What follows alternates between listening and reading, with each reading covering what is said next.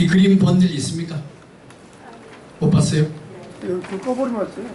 안 꺼도 돼요. 이 그림은 안견의 목류도운도입니다. 목류도운도 이름 들어보셨죠? 네, 목류도운도는 지금부터 700년 전에 만들었는데 700년 전에 만들었으니까 되게 희미해요. 희미해가지고 이것은 이제 이 그림은 우리나라에 있는 게 아니고 일본의 천리대, 델리대라는 데에 있습니다. 그래서 제가 며칠 전에 가가지고 이 그림을 선명하게 그려서 이렇게 보이는 겁니다. 이제 목류도운도 좀 더 이게 무슨 내용인가에 대해서 말씀을 드리겠습니다. 오늘 순서는 조선시대 이전의 해와 조선시대 해와 프로덕도 장승업 춘하도 이렇게 돼 있어서 원래는 4시간 동안 강의를 해야 됩니다. 그런데 2시간 동안 하다 보니까 중간에 많이 생략되는 부분도 있습니다. 또 마지막에 이게 조선의 춘하도인데요. 이 조선의 춘하도를 포항서는 1시간 동안 했었는데 집사람이 그걸 듣고는 그것도 강의라고 하느냐, 그래서 이걸 되게 얻어먹었습니다. 그래서 이거는 시간을 좀 줄여서 할게요. 먼저 조선의 미술, 한국의 미술은 어떤 특성을 가지고 있는가 하는 겁니다. 그래서 한국의 미술의 특성인데요. 되게 이제 우리 애인을 구할 때 어떤 애인이 제일 좋은가 하는 문제입니다. 어떤 애인이 좋은가 하면요, 단무지 특성을 가지고 있는 애인이 좋다라고 얘기를 해요. 단무지라는 게 도대체 뭐냐? 먼저 단이라는 건요, 단순하다. 단순. 무는요, 무식하다. 지는요, 원래는 지랄 같다인데 여기서 지랄 같다는 그게 원래 이게 비형 성질이거든요. 근데 여기서 지랄 같은 그 애인 두면 안 되죠, 그죠? 그래서는 지전을 가지고 있어야 됩니다. 그래서 먼저 이제 애인이 단순하고 무식하다는 의미는 뭔가 하면은 먼저 기교를 부리지 않는다, 솔직하다, 그런 의미를 가지고 있어요. 그래서 한국의 미술의 특성도 단무지의 특성을 가지고 있어야 됩니다. 먼저 한국의 미술은 굉장히 단순해야 됩니다. 그래서 한국 미술을 가장 대표적인 것으로 남아있는 한국의 예술품으로서는 여기에 요거 있죠, 장승. 네, 장승입니다.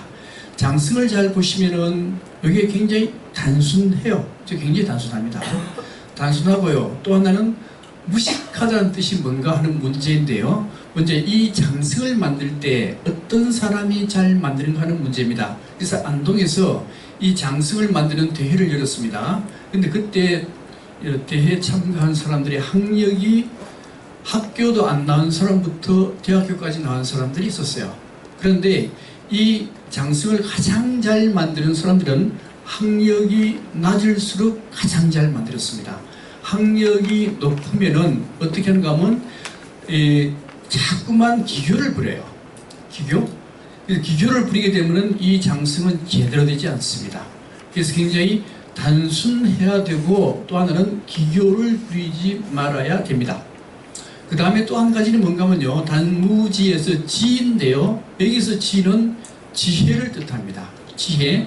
그래서 우리나라의 모든 지혜를 여기다가 함축을 시켜야 돼요. 근데 우리나라 전체를 통틀어서 어떤 지혜를 가지고 있는가 하면은, 우리나라 사람들은 전쟁을 많이 겪었기 때문에 한이 서린 민족이죠. 그죠? 한이 서린 민족이요. 그래서 여기에 장승에 한이 나타나야 됩니다. 한은 어떻게 나타나는가 하면요, 슬픈 듯한 모습으로 나타나야 돼요. 그래서 이 장승을 보면은 굉장히 슬픈 듯한 모습이요.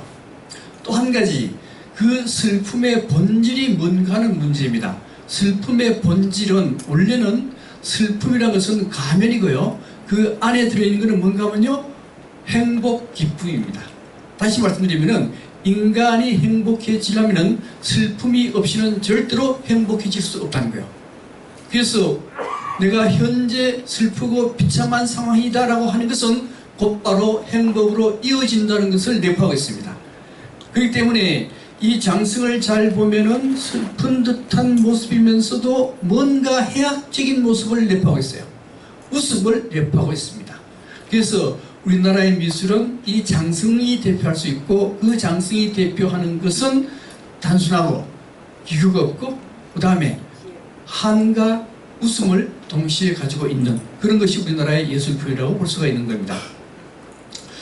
그 다음에 그래서 우리나라의 미술의 사상사의 흐름이 어떻게 되는가 하는 문제입니다. 우리나라의 미술은 삼국시대부터 시작되는데 신라 고구려 백제인데요. 문제는 신라에는 그림이라고 하는 것, 회화, 그림이라고 하는 것은 단 한 점밖에 없습니다. 천마도 외에 남아있는 그림은 하나도 없어요. 백제도 그림이 그렇게 많지 않습니다. 오로지 그림이 어디에 많이 남아있는가 하면요, 고구려에 굉장히 많이 남아있습니다. 그 고구려에 남아있는 게 뭔가 하면요, 바로 벽화라고 하는 겁니다. 벽화요. 그 다음에 이 벽화, 그러니까 우리나라의 미술의 출발점은 고구려의 벽화가 돼요. 그래서 이 고구려의 벽화가 고려시대로 넘어오면은 고려의 불화로 전승이 되고요. 그 다음에 조선조로 넘어가요.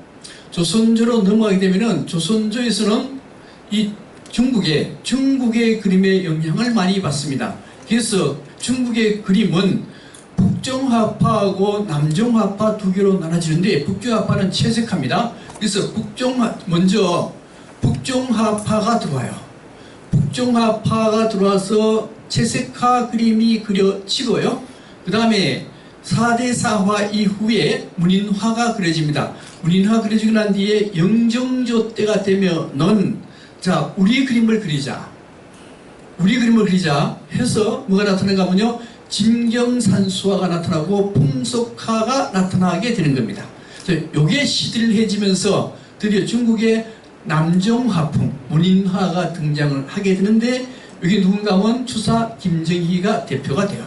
그래서 이게 종합해가지고 나중에 현대에 와서 한국화, 채색화가 이루어지게 되는 겁니다.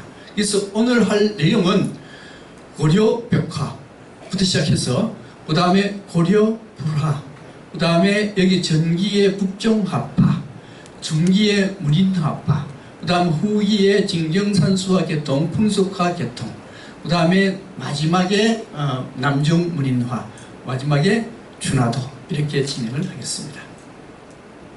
먼저 고구려의 대표적인 회화는 벽화인데요. 벽화 중에서 가장 대표적으로 되는 게 뭔가 하면은 여기에 무용총의 수렵도라고 하는 겁니다.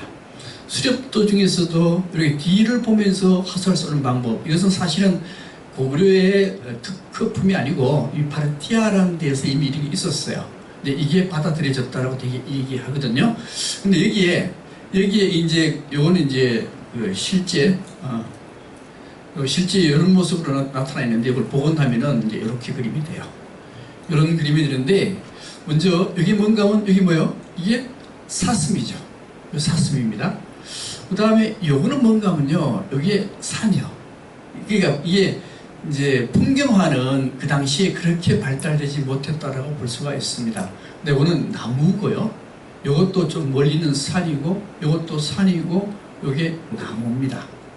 그 다음에 요거는 호랑이죠. 호랑이. 요거는요, 요거는 개입니다. 개. 예, 사냥개입니다. 개. 이렇게 이제 이렇게 돼 있는데, 요거는 구름과 바람. 예, 구름과 바람의 표시요. 이렇게 되는데, 그 다음에 여기 이 사람이 쏜 화살을 잘 보면은 여기 화살이 아니에요. 끝이 뭉툭해요.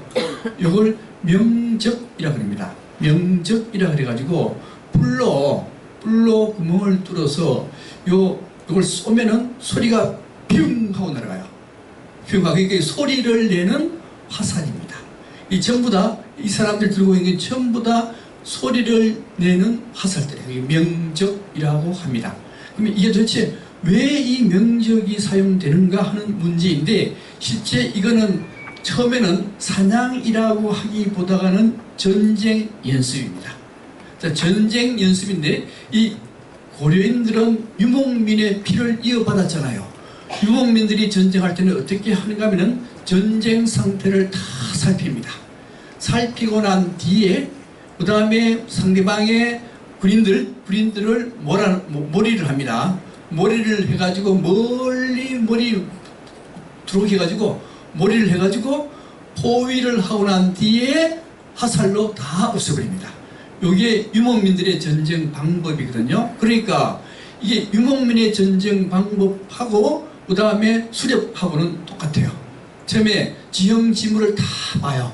다 보고 난 뒤에 몰입군을 동원합니다. 몰입군과 사냥개를 동원해가지고 짐승들을 한 곳으로 몰아요. 몰고 난 뒤에 그 다음 또 한 가지 화살도, 이 명직이라는 화살도 마찬가지로 짐승들을 한 곳으로 몰 때 사용하는 화살들입니다. 그래서 한 곳에 몰아놓고 그 다음에 훈련할 때로 다 하고 난 뒤에 마지막에 이 명직 화살 쏘는 게 아니고 바로 화살 쏴가지고 다 잡아요. 자, 이렇게 하는 방법이 바로 이 고구려의 수렵입니다. 그래서 자, 여기 보면은 여기 호랑이죠. 호랑이인데 이 그림이 잘 안 나왔어요. 그런데 여기 보면 이게 눈알이 튀어나왔어요. 눈알이 튀어나올 정도로 열심히 달리고 있는 겁니다. 그런 모습들 아주 생생하게 그림을 그린 것이고요. 여기에 수렵대 전체가 아니고 한 일부분이에요. 예를 들면 이제 이런 겁니다. 이게 수렵대 전체거든요. 아까부터는 이제 요만큼 나타난 겁니다. 요만큼. 뒤에 이 사람이 있는데 이 사람 보니까 깃털이 굉장히 커요. 다른 사람보다가. 그래서 이 사람이 수렵을 총괄하는 총사령관이 되는 겁니다. 그리고 마지막에 이제 다 이제 끝나면은 사냥 마지막에는 이제 진짜 잡거든요. 다 잡으면은 이게 수리에 싣고 같이 오게 돼요. 그래서 이걸 보면은 다 같이 잡아서 같은 수리에 넣는다는 것은 고려인의 공동생활 풍습을 또 엿볼 수도 있는 겁니다. 이게 수렵도입니다. 그 다음에 또 고구려의 대표적인 회화는 사신도입니다. 사신도, 처음에는 사신도 안 그래요. 처음에는 수렵도나 이런 거 그리다가 고구려 말기쯤 되면은 이런 사신도만을 그려요.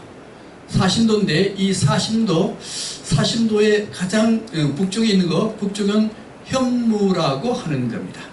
현무인데 현은 검을 현자고 이게 검자나 그죠?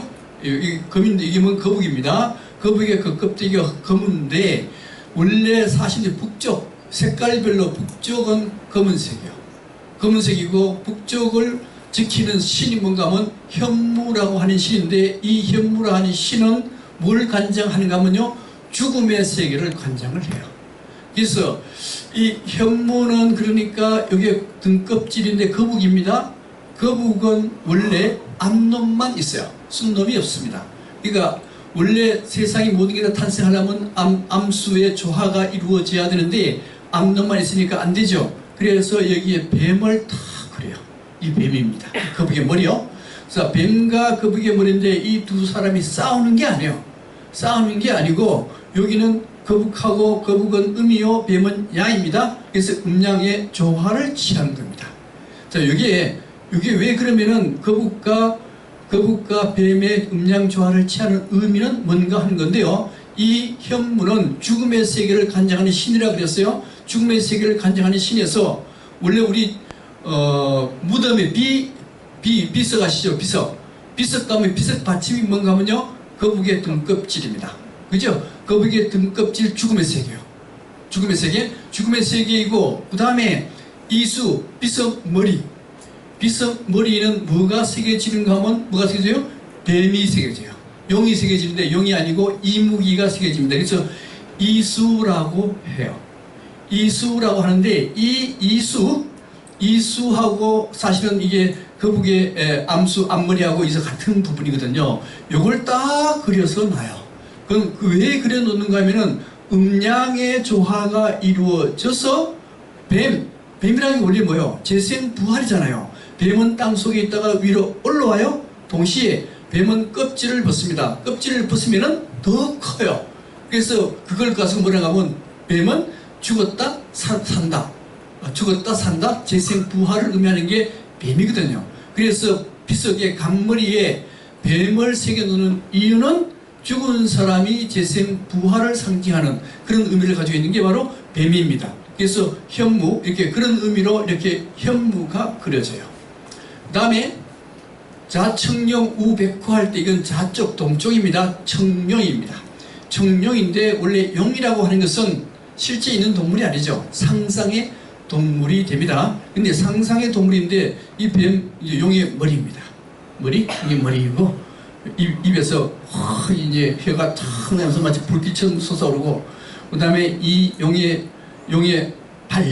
발에서 진적인 기운이 느껴지고 근데 용의 이게 날개에서는 확 날아가는 비상의 모습이 느껴지는 이 고구려의 고구려의 진취적인 기상이 서려 있는 것이 바로 용이 되겠습니다. 그 다음에 백호인데요. 원래 호랑이는 상상의 동물이 아니고 실제 동물이 있는 동물이죠. 동물인데 그냥 호랑이를 새긴 게 아니고 마치 용의 모습을 본따서 만들었어요. 왜 그런가 하면 용의 모습을 본따야 굉장히 진취적이고 활발한 모습을 그릴 수가 있습니다. 그래서 이렇게 용도 마찬가지로 이렇게 그림을 그렸고요. 그 다음에 남쪽은 주작인데요. 이 주작이라고 하는 것도 상상의 동물이에요.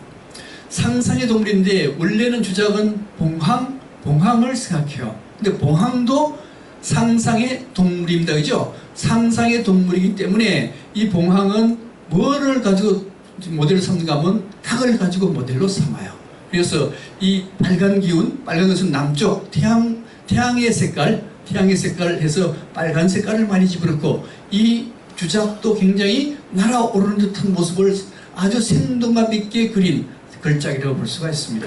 그래서 이게 이제 고구려의 고분벽화, 우리나라의 모든 그림의 출발점인 고분벽화입니다.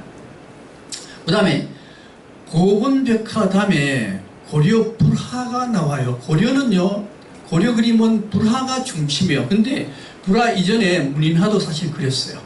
그리고 왕건 무등감이 문인화 나오거든요. 대나무 아닙니까? 그죠? 그 다음에 또 하나는 이 안향이라는 안향이라는 분은 어디 사람인가 하면은 영주에 가면은 경북 영주 순흥 사람이에요. 순흥 안씨입니다. 안씨인데 이 사람이 북경에 갔습니다. 원나라 때 북경에 갔더니만 주작이라는 게 있었어요. 그래서 주작을 우리나라에 처음 소개한 분이 안향이라는 분입니다. 정식으로 도입한 분은 백의정이요. 백의정인데 이 사람 뒤에 나와요. 근데 처음 소개한 분은 안향이니까 성리학에서는 가장 중요한 사람으로 인정을 받고 있습니다. 그래서 안향이 1306년에 돌아가십니다. 돌아가시니까 12년 뒤인 1318년에 왕이 안향의 초상화를 그려라. 안향의 초상화를 그려가지고 묘정, 공자의 묘정, 문묘 같은 겁니다. 묘정에 안채라 그랬어요. 안채라 그런 것을 함부를 더 만들어요. 왜 만드는가 하면 향교에도 그걸 놓으려고. 그래서 그 내용이 여기에 나옵니다. 글 쓴 사람은 안향의 아들 안욱이라는 사람이 이 글을 썼어요. 그래서 이 그림의 내막을 다 알게 된 겁니다. 그래서 이거는 묘정, 공자를 모신 묘정에 그러는 게 아니고 향교에 그려놨던 건데 지금 어디 가면 있는가 하면요 소수서원에 가면 있습니다.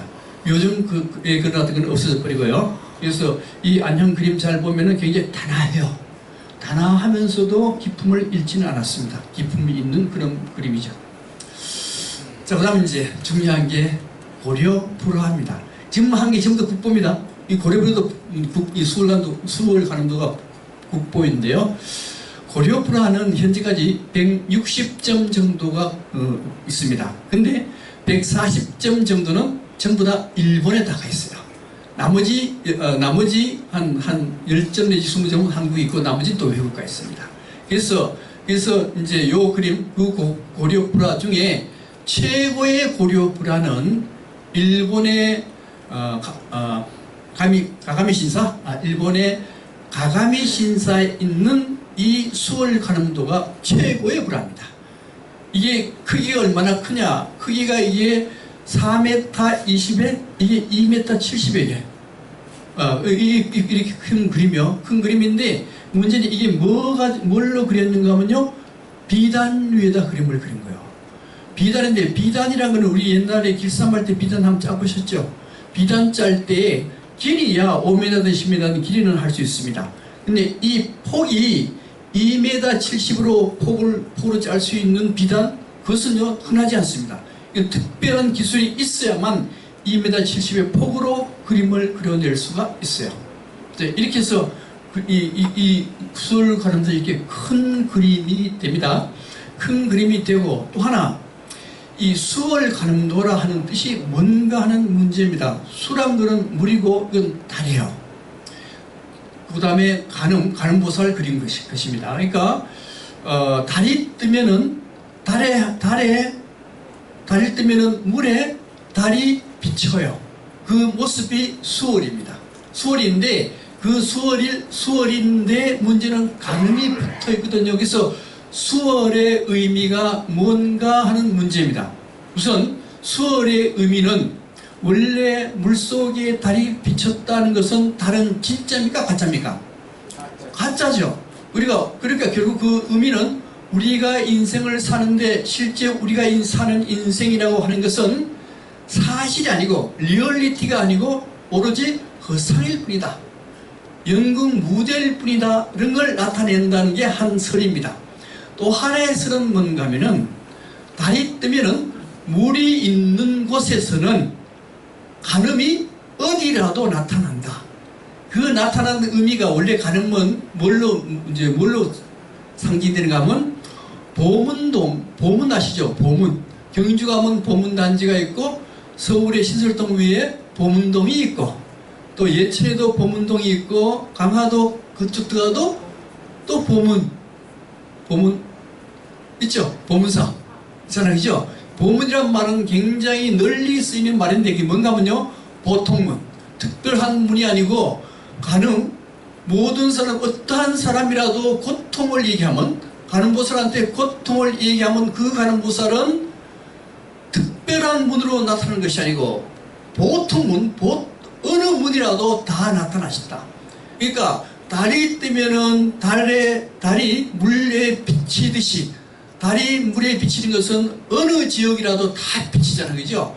그런 의미로 가늠보살이 나타나서 고통을 해소해 준다는 의미가 바로 수월가늠도라고 하는 겁니다.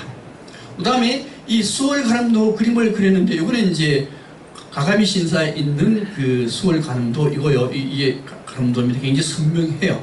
그런데 수월가늠도는 이걸 좀 복원해서 다시 그림을 그린 겁니다. 그러는데 자 여기 보면은 여기 수월가늠도 그림은 도대체 뭐를 모델로 삼았는가 하는 건데 우리 경전 중에 하엄경이라는 경전이 있습니다. 하엄경의 마지막 품이 뭔가 마지막 장이죠. 그게 입법계품이라 그래요.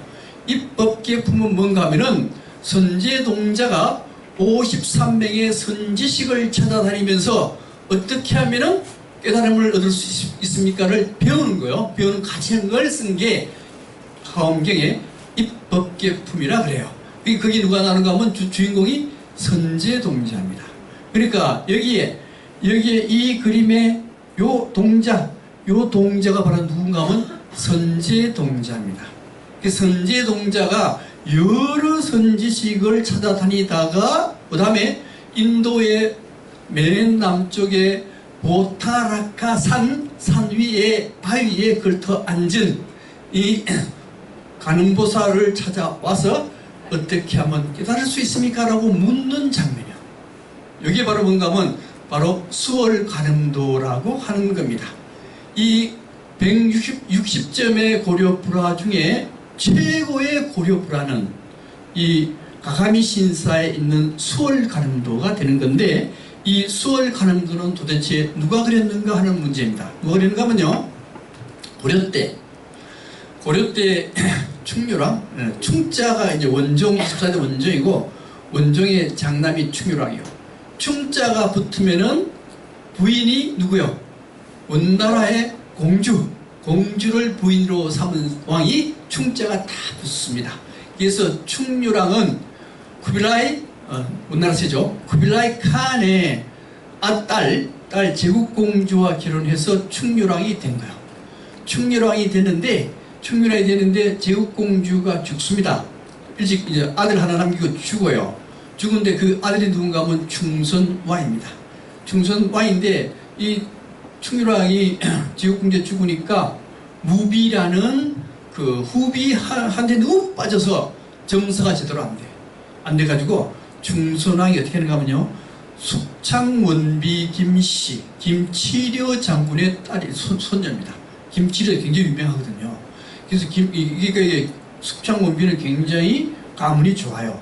숙창원비 김씨는 원래 채문이라는 사람한테 시집을 갔다가 어린 나이에 가부가 됐어요. 가부가 돼가지고 숙창원비가 기가 막혀도 예뻐요. 예뻐서 이 충선왕이 숙창원비 김씨를 충렬왕한테 갖다 바쳐요. 바쳐가지고 충렬왕의 왕비가 됩니다. 그러다가 조금 뒤에 충렬왕이 죽었어요. 충렬왕이 죽으니까 충선왕이 지후비로 삼아 계모를 지후비로 삼아요.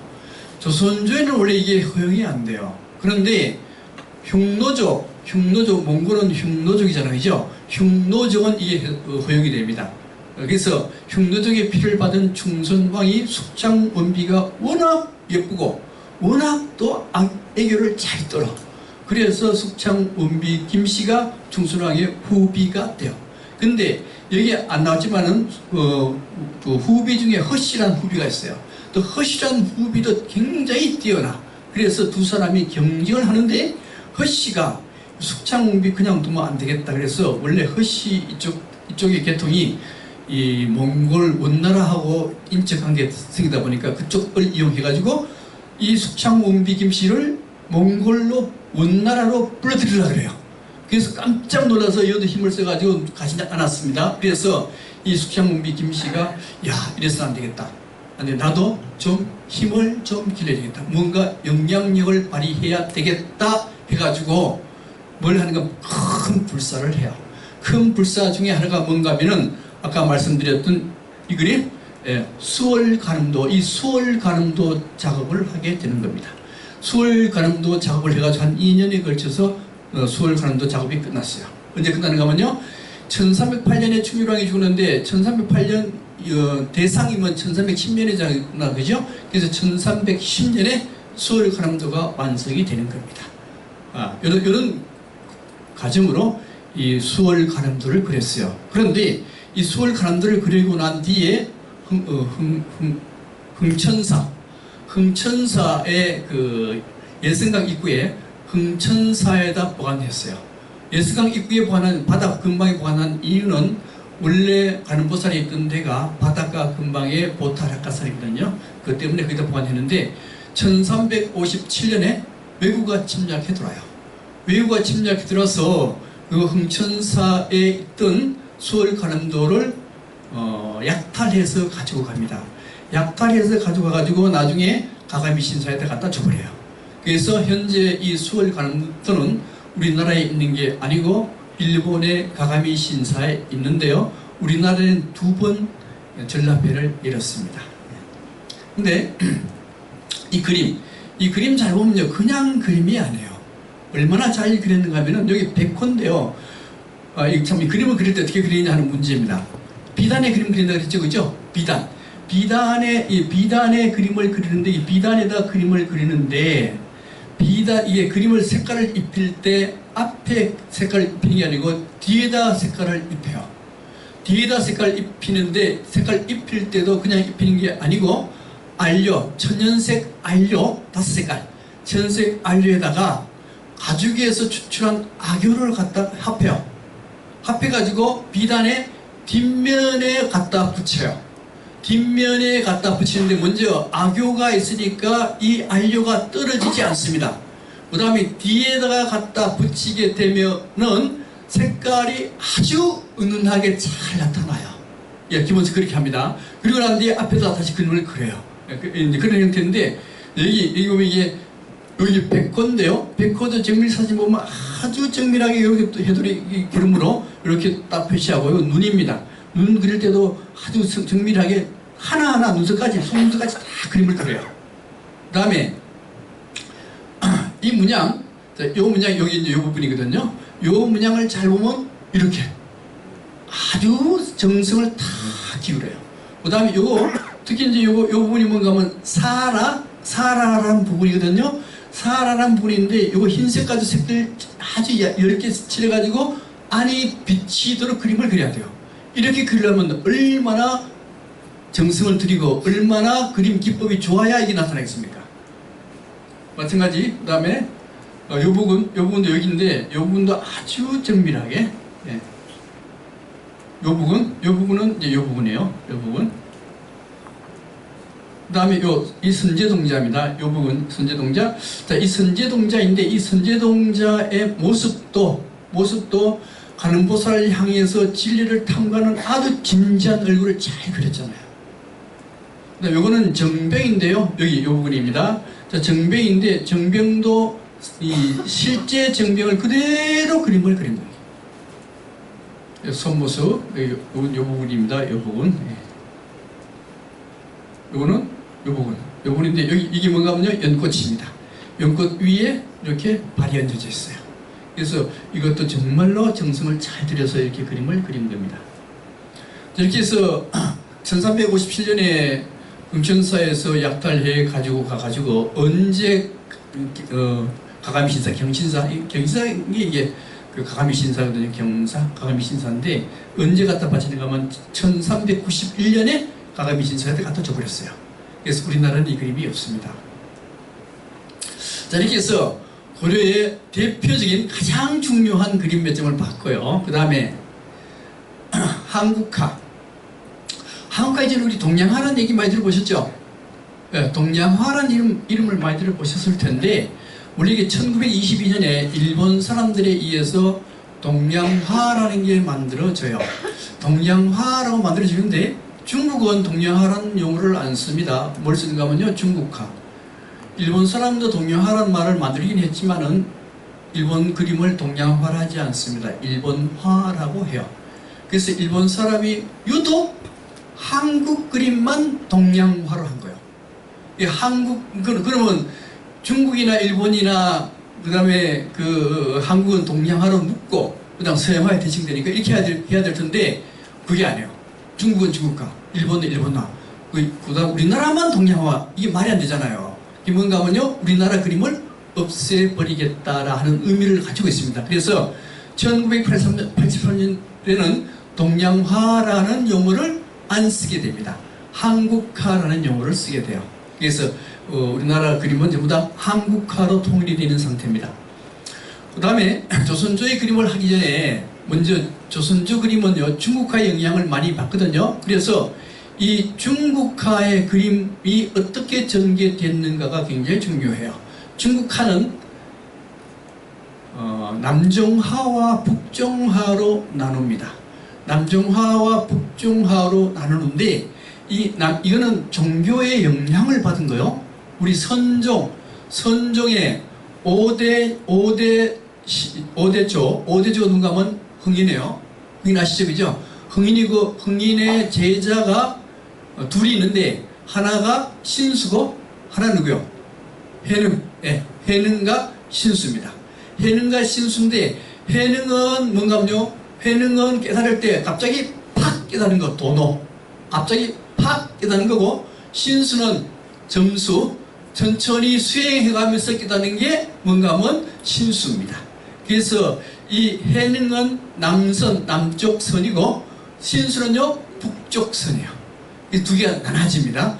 근데 그림도 해능과 신수의 영향을 받아서 이 남종화는 갑자기 그림이 탁 그려져요. 이거는 문인화 아시죠? 그죠? 대나무 그릴 때 한번 착 그리면 되는 거거든요. 근데 북종화는 묵화가 아니고 이거는요, 채색화예요. 채색화로 그림을 그릴 때는 굉장히 연습을 해야 그림을 제대로 그릴 수가 있어요. 사훈자는 한 일주일만 배워도 그림을 그려요. 글 쓰는 사람들은 사훈자는 조금만 연습하면 사훈자는 다 그릴 수 있습니다. 이거 도노에 해당되고요. 그 다음에 채색화, 색깔 넣어서 그리는 그림은 그거는 단시간에 연습해가지고 절대 그림을 그릴 수가 없어요. 채색화는요, 오랫동안 연습을 해야만 그림을 그릴 수가 있는 겁니다. 그래서 이게 북종화입니다. 근데 이 남정화와 북정화는 우리나라에 어떻게 도입이 되는가 하면은 먼저 북정화 채색화가 이건 전문 화가가 그림을 그린 거예요. 이 북정화는 고려 시대에 이미 유입이 돼요. 근데 남정화의 수묵화인데요. 수묵화, 이게 중국의 동기차에 있는 사람이 그림을 그린 건데, 이 수묵화는 우리나라 조선조 초기에 도입 안 됩니다. 안 되고, 조선조 말기쯤 됐을 때인 17세기에 남정화가 도입이 돼요. 자, 근데, 그러면 뭐예요? 처음에 조선조 초기는 뭐가 되겠어요? 바로 채색화, 북정화가 중심을 이루게 되는 겁니다. 그래서 우리나라 조선조의 발달사를 잘 보면은 초기는 1392년에서 1550년 사이인데 여기에 바로 도하서의 화가 중심으로 그림을 그려지는데 여기 안경가, 강희한, 안평대군 이 사람들의 이 주도에 의해서 그림을 그려지게 되는데 이 사람들은요 전문 화가들입니다. 이거는 채색화요. 여기 뭔가 하면 아까 말씀드렸던 목류도원도입니다. 굉장히 흐려요. 자, 그 다음에 4대 사화가 일어납니다. 4대 사화가 일어나니까 선비들이 전부 다 시골로 가요. 고향으로 시골로 가가지고 그들 나름대로의 문화세계를 이뤄나가는데 그때 그림계통에서는 문인화가 그려집니다. 사분자 문인화가 그려져요. 그러다가 이제 임진왜란, 그 다음에 정묘호란, 병자호란을 거치면서 중국이 명나라가 망해봅니다. 명나라가 망하니까 그 다음에 청나라 세계 되죠, 그죠? 청나라는 조선의 선비들로 봐서는 오랑캐들입니다. 오랑캐들이니까 중국 걸 더 배울 게 없다라고 생각을 해요. 하면서 자, 중국은 오랑캐 나라이고 그 다음에 명나라의 전통을 이어받은 조선이야말로 정말로 문화국이다. 이게 뭔가 하면 소중화주의라고 합니다. 소중화주의이고 그러니까 소중화주의에서는 드디어 중국어는 별거 없다. 우리 스스로 그림을 그리자 해서 나온 게 뭔가 하면 진경산수화 계통이요. 또 하나는 이게 영정조 시대거든요. 영정조 시대가 되면은 산업이 안정화돼 가지고 이 서민들이 돈을 많이 벌어요. 농사 지는 사람도 부유하게 되고 장사하는 사람도 돈이 부유하게 됩니다. 그러면 주인공이 양반에서부터 어디로 가는가 하면요 평민으로 넘어가요. 평민으로 넘어가면서 그린 그림이 뭔가 하면 풍속화가 되는 겁니다. 그래서 이때가 되어야 드디어 우리나라의 그림이 그려지고 그러다가 여기에 또 시들해져요.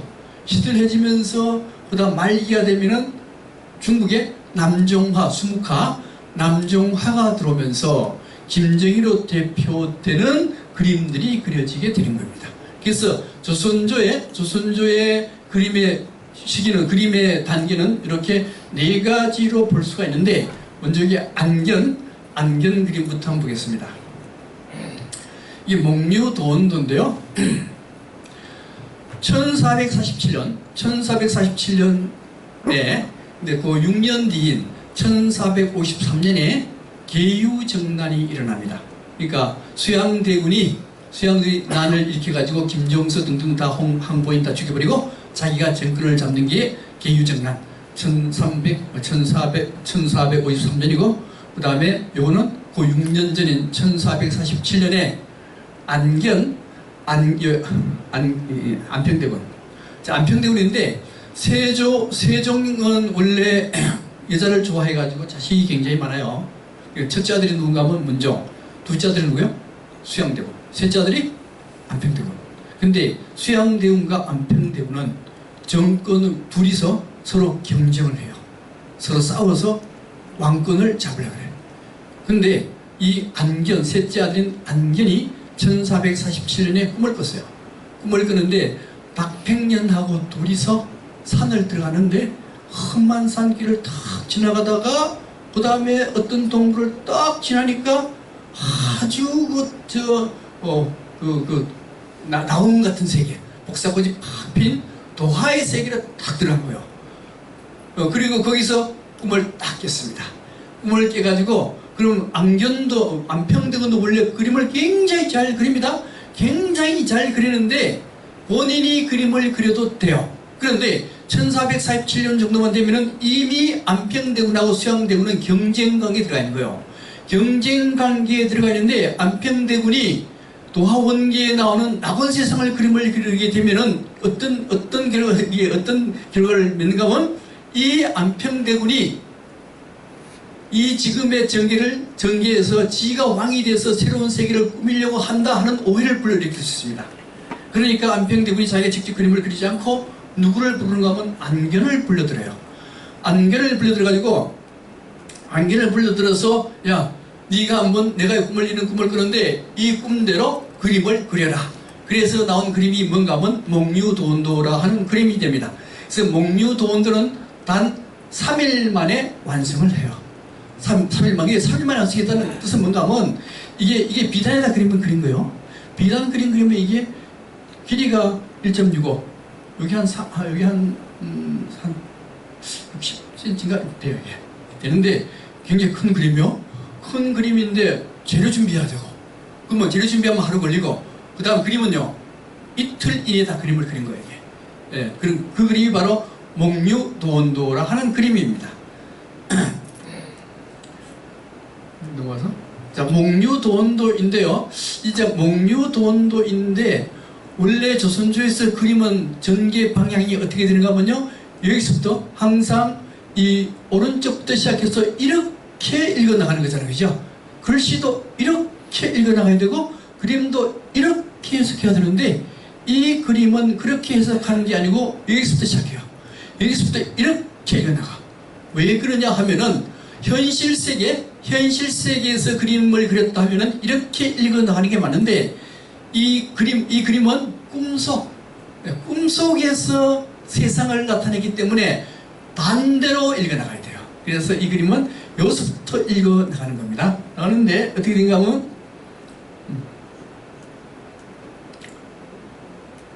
자, 여기가 현실 세계입니다. 우리가 살고 있는 현실 세계이고 여기가 무릉도원의 세계예요. 무릉도원의 세계이고 여기거든요. 여기는 굉장히 험준해요. 험준한데 여기에 현실 세계에서 이 험준한 계곡을 다 지나가서 어떤 지점에 탁 벗어나니까 눈에 확 펼쳐지는 이 무릉도원의 세계가 전개가 되는 거. 그 그림을 그린 거거든요. 그래서 근데 여기 무릉도원의 이 현실 세계에서 무릉도원에 이르는 길이 꼬불꼬불하게 거쳐서 이렇게 가는 거거든요. 다음에 또 여기 다시 보면 이 그림을 세 개로 나눌 수 있어요. 요거는 현실 세계의 그림이고 요거는 중간세계, 현실 세계에서 무릉도로 가는 중간세계이고 이것은 무릉도원의 이상세계가 되는 겁니다. 이 현실 세계에서는 여기 보는 관점이 여기서 바로 봐요. 바로 눈을 탁 봅니다. 바로 봐요. 근데 무릉도원에서는 여기 바로 옆에서 보는 게 아니고 위에서 내려다봐요. 하늘에서 내려다본 세계를 이 그림을 그리게 되는 겁니다. 그 다음에 이거는요 중간세계 비스듬하게 봐요. 비스듬하게 사실 비스듬하게 보는데 이제 이렇게 이 현실 세계에서 살다가 이 중간 세계를 거쳐서 이 이상 세계로 가는 이제 이런 그림이 되는 것이죠. 이제 그래서 이게 희미하잖아, 그죠? 힘이 싹 안 보여요. 안 보이니까 이게 색칠이 이렇게 한 겁니다. 그런데 여기가 뭔가 하면요 현실 세계예요. 현실 세계이고 그 다음에 여기 이렇게 거쳐서 가는 거 이 길을 가든 뭐 이렇게 가든 이렇게 해서 이렇게 해서 이렇게 가니까 여기가 무릉도원 복사꽃이 만발한 무릉도원의 세계를 나타낸 게 뭔가 하면은 목류도원도가 돼요. 이 목류도원도는 우리나라에 없습니다. 이게 진짜네. 여기 현실 세계이고 이렇게 이 험난한 골짜기를 거쳐서 딱 가면 여기가 무릉도원이고 여기에 조그만 초가집 하나가 있고 여기는 호수가 있는데 여기에 빈배가 하나 놓여져 있고 뭐 이렇게 그림이 그려져 있습니다. 그 다음에 이제 원래 그리면 이렇게 되겠죠, 그죠? 그림 그리면은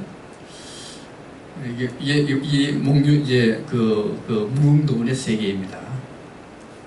그 다음에 요거 하나 보고 쉬겠습니다. 이 고사가늠도란 그림은 강희안이라는 사람이 그렸어요. 강희안이라는 사람도 조선조의 3절에 속합니다. 굉장히 그림을 잘 그려요. 잘 그리는데, 자, 이 그림 잘 보면 이게 바위입니다. 바위가 있고 바위에 나무가 쫙 있고, 그 다음에 이 고사라는 게 뭔가 하면 높은 선비요. 높은 선비가 간수 물을 바라다 보고 있다. 자, 이 그림이에요. 이 그림인데, 높은 선비가 물을 바라다 보는데 왜 물을 바라다 보고 있을까? 그 문제인데요. 그것은 바로 물이야말로 상선약수다.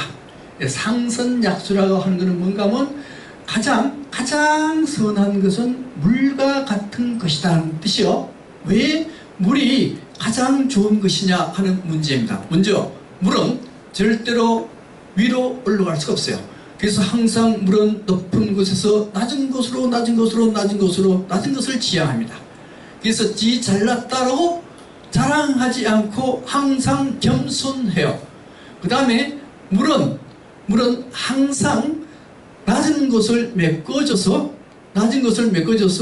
그리고 우리보다 못한 사람을 항상 평등하게 만들어주는 역할도 하고, 또 물은 바위가 있으면 절대로 바위와 싸우지 않고 바위를 휘돌아서 갑니다. 그러면서 이 싸우는 바위에 무난 것을 다 깎아서 둥글둥글하게 만들어주고, 또 물은 더러운 모든 것을 깨끗하게 해주면서 자기 자신은 오히려 더러워지고, 물은 낮은 곳으로 흐르긴 하지만은 높은 곳에도 물이 없는 데가 없다. 그래서 물이야말로 최고로 선하다. 그런 뜻이에요. 그래서 이 선비가 나도 물과 같이 되어야지. 이렇게 이제 하고 있는 그림이 고사가늠도가 됩니다. 근데 여기서 중요한 게 뭔가 하면, 먼저 목류도원도라 하는 것이 우리나라에 있는 산이 아니에요. 목류도원도는 우리나라에 있는 산이 아닙니다. 관념적인 중국의 산을 의미하는 거예요. 이게 중국 거예요. 중국 거. 그 다음에 또 하나, 여기 고사가늠도, 이 고사가늠도의 요 사람이 우리나라 사람이냐 하는 문제입니다. 요 사람 잘 보면, 얼굴 잘 보면 이게 뭐 상투도 튼 것도 아니고 이게 뭐 이상한 모습을 했는데, 이 사람이 우리나라 사람이 아니에요. 이 사람 어디 사람인가면요? 중국 사람이에요. 중국 사람이고, 또 하나 상선약수 등등의 이러한 말들도 전부 다 중국에서 난 것들이요. 그래서 조선조 초기의 우리나라의 그림은 우리나라 산수도 아니고 우리나라 사람도 아닌 중국 것을 가지고 와서 그림을 그렸다라 하는 겁니다. 자, 이렇게 해서 조선조 초기의 그림은 안견, 강양, 안평대원 이 사람들은 전부 다 문인들이요. 선비들입니다. 선비들이 그림을 그렸지만은 대체로 이 그림은 수묵화라기보다는 채색화이고, 그 다음에 그 그림은 우리나라의 그림이 아니고 중국 그림, 사람도 우리나라 사람이 아닌 중국 사람을 그림을 그렸던 것이 조선조 초기의 그림이 되겠습니다. 그 다음에 중기는 10분 쉬고 하겠습니다.